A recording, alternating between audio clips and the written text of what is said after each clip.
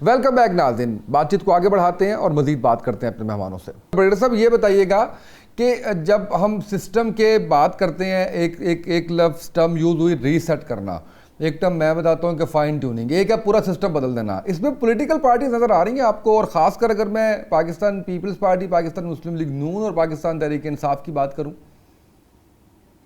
बुनियादी तौर पे रूल जो गवर्न करने की जो जिम्मेदारी है वो तो सियासी पार्टियों की।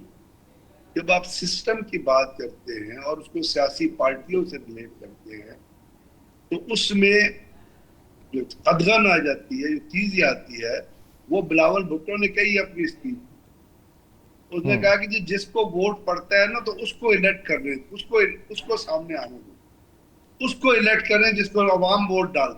अब आप अपने अंदर जवाब तलाश कीजिए कि ये जो आज जो लोग बैठे हैं, मैं आपको हिस्ट्री सारी पता है। बिल डैट ने आप बहुत सारी थिंक टैंक्स हैं, उन्होंने स्टोरी बता दी कि वोट किसको पड़ा था, हुकूमत में कौन है। तो जब आप ये कहते हैं कि सिस्टम फेल हो गया तो आप उसके वजूहात के अंदर जाएं, क्यों फेल हो गया। इसलिए कि आपने उस सिस्टम के अंदर जो स्टेक होल्डर डाले वो पीपल रिप्रेजेंटेटिव नहीं है भाई, इसलिए सिस्टम फेल हुआ है। आपको याद है बड़ा सेंटेंस चला था इलेक्शन के दौरान, साड़ी गल हो गई है। गल किससे हो गई है? गल किससे? अभी भी वो कहते हैं कि जी जो कुछ हो रहा है, कल auditor general of Pakistan, auditor general Pakistan की एक रिपोर्ट थी, कोई 4-6 दिन पहले न्यूज में शाया हुई थी। उसने कहा मतलब आई ओपनर है ये चीजें, अगर कोई इसको सोचना चाहे।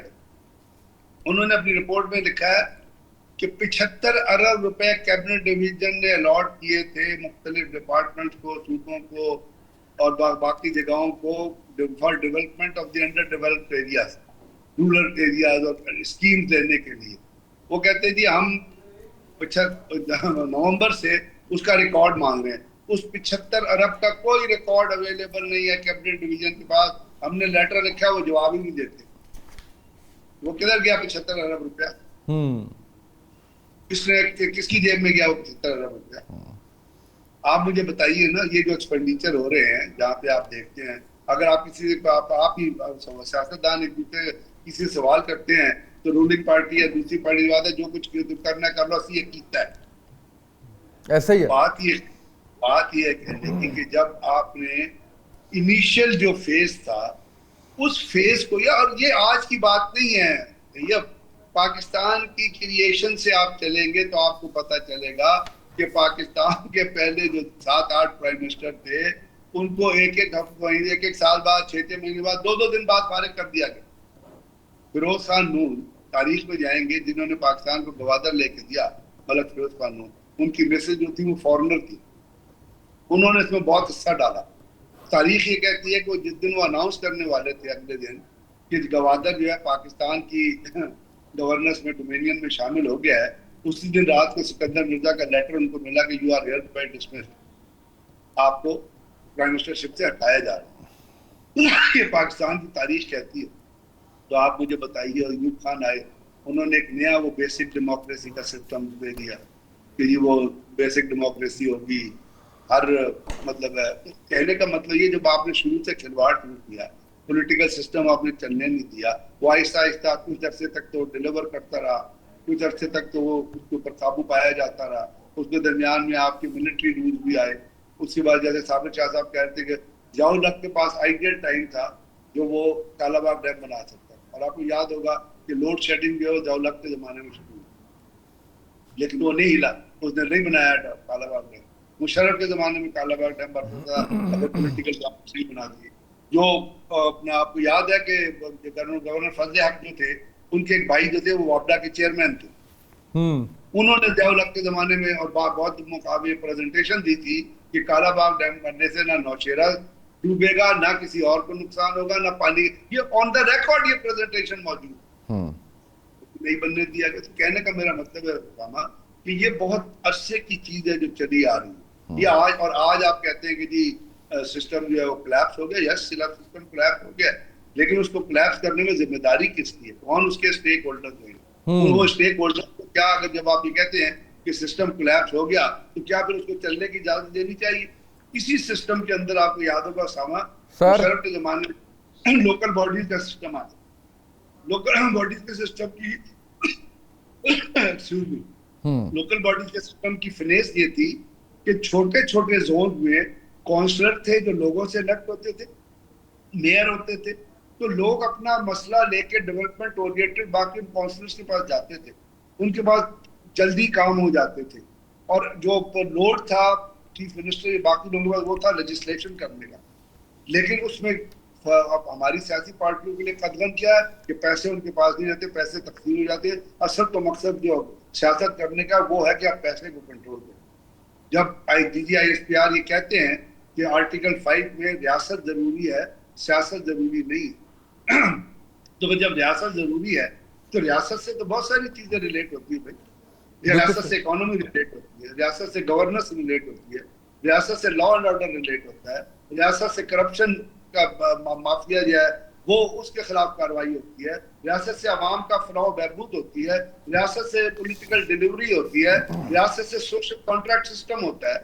ये तमाम चीजें रियासत के अंदर आती है ना, इनको जब आप मिलाएंगे और इसको सियासत का हिस्सा बनाएंगे तो जब ये डिलीवरीज ठीक होंगी तभी सियासत चलेगी। अगर आपका एम ही ना हो उन डिलीवरीज को करने का और आप पूरी की पूरी कुव्वत को अपने गिर्द और अपनी फैमिलीज के गिर्द रख के और अपने खवास के गिर्द रख के चलाना चाहते हो तो फिर आप बताइए कोई भी सिस्टम दुनिया का नहीं चलेगा। बिल्कुल सही है सर। मैं आगे बढ़ता हूँ। साबिर शाह साहब ये बताइएगा, जब हम बात करते हैं सिस्टम के बदलने की बात करते हैं, नया सिस्टम लाने की बात करते हैं, तो क्या एक स्केच बन रहा है सर इसका?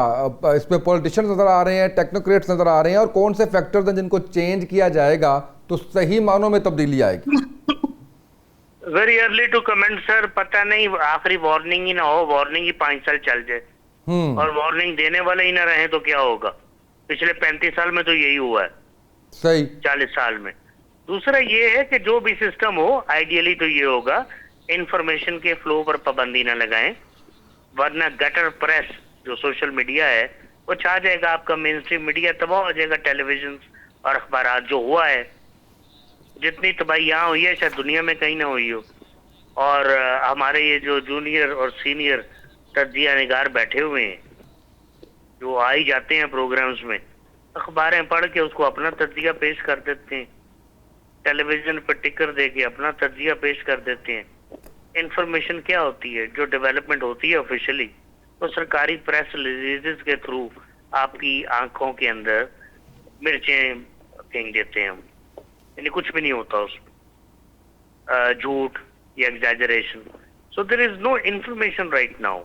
अगर को कहे कि मुझे पता है तो is living in a fool's paradise. और ऐसे आदमी से तो मैं अब बड़ा ही दूर भागता हूँ। यदि सोर्सेज ने बताया, कौन से सोर्सेज हैं यार तुम्हारा तो घर में सोर्स कोई नहीं। हमें क्या पता क्या बनने जा रहा है? क्या जुडिशरी पूरी बदलेगी? इमरान खान बाहर आएगा, जो आज हुकूमत में उनको घर भेज दिया जाएगा कि जेल भेज दिया जाएगा? उसके बाद क्या होगा? पब्लिक को क्या रिलीफ मिलेगा? IPPs को 2000 अरब रुपया साल का खा जाती हैं, उनसे कमीशन ली जाती हैं, इलेक्शंस के दिनों में उनसे पैसे लिए जाते हैं, उनका क्या बनेगा? रिकवरी होगी या उन्हें पूछा जाएगा भाई बिजली बनाए बगैर इतना पैसा कहाँ लेके जा रहे हो? ये जो पेट्रोल माफिया इस वक्त कर रहा है आपके सामने है। इसी तरह गैस का हाल है, गैस आती नहीं और लोग बिल दे रहे हैं।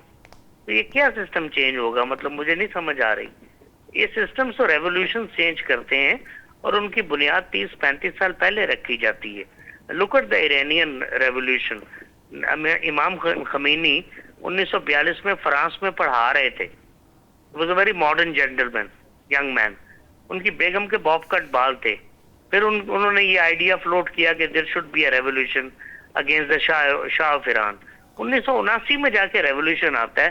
3 जनरेशन में से वो फिल्टर होके पहुंचता है। तो ओवरनाइट तो म्यूटनी होती है। म्यूटनी तो बड़ी खतरनाक होती है ना जी। उसमें तो बहुत सारा खून बह जाता है, नाहक भी लोग मारे जाते हैं, बहुत ज्यादा मारे जाते हैं, इनकलाब से ज्यादा मारे जाते हैं। तो वो म्यूटनी तो कोई बेहतरी पैदा नहीं करती। अब बातों से कैसे होगा? मुझे नहीं समझ आ रही है। सारा तो पूरे का पूरा लोग बिगड़े हुए हैं, पूरे का पूरा निजाम तबाह हुआ है, पूरी की पूरी पुलिस तबाह है, लॉ इन्फोर्सर्स, जुडिशरी, आपके सामने फौज का अपना हाल क्या है, मीडिया का क्या हाल है। सियासतदानों का क्या हाल है, वकुला का क्या हाल है, डॉक्टर्स इंजीनियर्स का क्या हाल है, सबको कैसे ठीक करेंगे? रेडी वाला भी बाज नहीं आ रहा चोरी करने से, ठीक है कि नहीं? तो कैसे होगा? इंसाफ का बोलबाला कैसे होगा? अचानक कैसे होगा? इंसाफ कैसे होगा? वोट को कैसे इज्जत मिलेगी? इलेक्शन होगा तो कैसा होगा? कोई साफ शफाफ कराना अफोर्ड करेगा कि नहीं? बिल्कुल अफोर्ड नहीं करता कोई भी, for reasons very well understood to you and me. बिल्कुल सही। तो बस मकसद ये है कि देखिए ना, I have nothing on television and newspapers for myself to satisfy my intellectual appetite. मुझे कोई नॉलेज मिल ही नहीं रहा। I am just making my imagination run wild, और उनमें मैं अपनी डिजायर्स को ऐड करता जाता हूँ, और ये मेरा तज्जिया होता है which is far away from the reality. और असल में क्या हो रहा है नोबडी नोज। मेरा ख्याल है स्टेक होल्डर्स को भी खुद नहीं पता होता, क्योंकि बड़े ही अहमकाना और मज़े खेज स्टेप्स हुकूमतें ले रही हैं पिछले कुछ सालों से। नालायकी भी है, इनकॉम्पिटेंस भी है, लैक ऑफ विजन भी है, उसमें मसले तो हैं, उसमें करप्शन है, बड़े बड़े मसले हैं। तो अवाम को क्या मिलेगा? मतलब अवाम 25 करोड़ है यार, अब बात समझने की कोशिश करें ना, कुछ तो अवाम को दें आप। बिल्कुल कैसे सरवाइव करेंगे आप? राइट सर, बिल्कुल सही है साहब शाह साहब। अच्छा, मुझे इकबाल साहब दोबारा मैं कश्मीर के उसके मामले पे आता हूँ। ये जो इनका मुफाहमती इजलास हुआ, अब आप समझते हैं कि कश्मीर के इलेक्शंस के ऊपर जो तहकीकात की बड़ी बात की जा रही थी इलेक्शंस के हवाले से, जो बड़े जो है वो लान तान की जा रही थी, वो सेटल डाउन होता हुआ नज़र आ गया? क्या हो जाएगा? देखिए, ये दोनों ये एक रस्सी से बंधे हुए हैं, एक ही मफाद से बंधे हुए हैं, एक जैसे इल्ज़ामात हैं, और ये अफोर्ड नहीं कर सकते ज़रा भी इधर उधर होना। आपने देखा कि मुबैना खबर थी कि जब कोई किसी ने टेलीफोन लेके गया, उसने कहा इस पर बात करो, तो फिर बिलावल साहब ने और बयान बदल दिया। ये भी था, पहले दिन उन्होंने हर कोई रगड़ दिया था सब कुछ। बिल्कुल सही बात है कि मामला इतना बिगड़ चुका है, जिस मुल्क में 2-2 सुप्रीम कोर्ट्स हों, 2-2 हाई कोर्ट्स हों, फिर नीचे आप देखें पूरी दुनिया की माशाल्लाह हम वाहिद मुल्क हैं। आर्टिकल पर आता हूँ जो रहमान शरीफ साहब ने कहा है, जहाँ मसलन वफाकी मौतसब भी हों, सूबाई मौसम भी हर जगह हो, इंश्योरेंस मुझसे बखरा हो, बैंक का जज बखरा हो, दहशतगर्दी का बखरा हो, चोरी बड़ी चोरी का बखरा हो, छोटी बंदूक का बखरा हो, ये सिस्टम कहीं है। फिर अब आते हैं इस तरफ के भी, बिलावल की बात आप बार बार पूछ रहे हैं, तो ये बिल्कुल इकट्ठे जाएंगे और इकट्ठे ही रहेंगे। इनकी जान एक ही तोते में है। अब हमें याद आता है कि जब मियाँ नवाज शरीफ साहब 99 में बाहर गए, यानी उन्होंने भेज दिया, जो सौदाबाजी हुई। अगर इल्ज़ाम दुरुस्त थे तो फिर नहीं भेजना चाहिए था, अगर इल्ज़ाम नहीं थे तो माफ़ी मांगनी चाहिए थी। फिर त्यारा केस हुआ, फिर वही है कि आते ही अदलिया ने वो कानून उस वक़्त मौजूद किया गया, अफ़ाल किया गया कि एयरपोर्ट पर ही सारी बातें हो गई। उसी के तहत अभी अब जो केस है सुप्रीम कोर्ट में जाता है, वो कहता है आईनी अदालत में जाएगा। रहमान शरीफ साहब जो बात कर रहे थे अपन ISPR, वो कहते हैं रियासत जो है इस पर हर पाकिस्तानी शहरी का फ़र्ज़ है। लेकिन रियासत का क्या फ़र्ज़ है? रियासत जब कहीं वजूद में आई होगी तो रियासत के तो 4 ही आर्गन है, 5। ये तो सारे मफलूज जब फारिज़दा हैं। जान माल का तहफ़्फ़ुज़ क्या हो रहा है?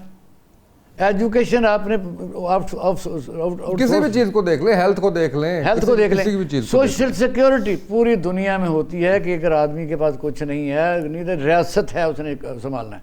आज भी अगर वो करना चाहते हैं तो उनसे पूछें बड़े अदब से और बड़े डर के कि काकड़ साहब को वज़ीर आज़म किसी ने बनाया था जो 423 अरब रुपए गंदम खा के चला गया बाहर, पूछा किसी ने? अब आप देखें इस वक्त भी जो गवर्नर साहब हैं बुगटी साहब, सरबराह बुगटी, उनकी एक्सेस ही नहीं है पूरे बलूचिस्तान में। साहब जग पर सर्वे कर लें कि उनसे कोई बात करना नहीं चाहता, बस क्वेटा थे, इस्लामाबाद से निकलते नहीं।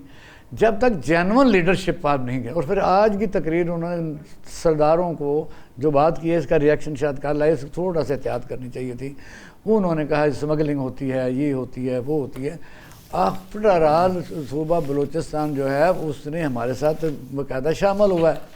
हमें वो अप्रिशिएट करना चाहिए, उनकी खिदमात को सलाम पेश करना चाहिए कि इतना बड़ा सूबा जो आप देख रहे हैं कि सिर्फ 1.5 करोड़, लाहौर की आबादी 1.5 करोड़ से ज़्यादा है, पूरे सूबे में 1 करोड़ 40 लाख है और 50% यानी पाकिस्तान का रकबा है। प्यार करें उनसे, उनको शामिल करें, इलेक्टर हो ना हो, इलेक्टर ही हो। बिल्कुल सही सर, बिल्कुल सही, बहुत शुक्रिया। आप नमक पर क्यों जख्म हो के वो नमक छिड़क, राइट सर, क्लोजिंग आप पे जाना आराम है। से उस पर मरहम रखें, आप बड़े हैं। राइट सर, बिल्कुल सही। नाज़रीन, हमारे साथ मौजूद थे इकबाल शाहिद साहब, उनका बहुत शुक्रिया। ब्रिगेडियर गनफर साहब हमारे साथ मौजूद थे, उनका शुक्रिया। साबिर शाह साहब हमारे साथ मौजूद थे, उनका शुक्रिया। आज के प्रोग्राम से इतना ही, इजाज़त दीजिए, अल्लाह हाफिज़।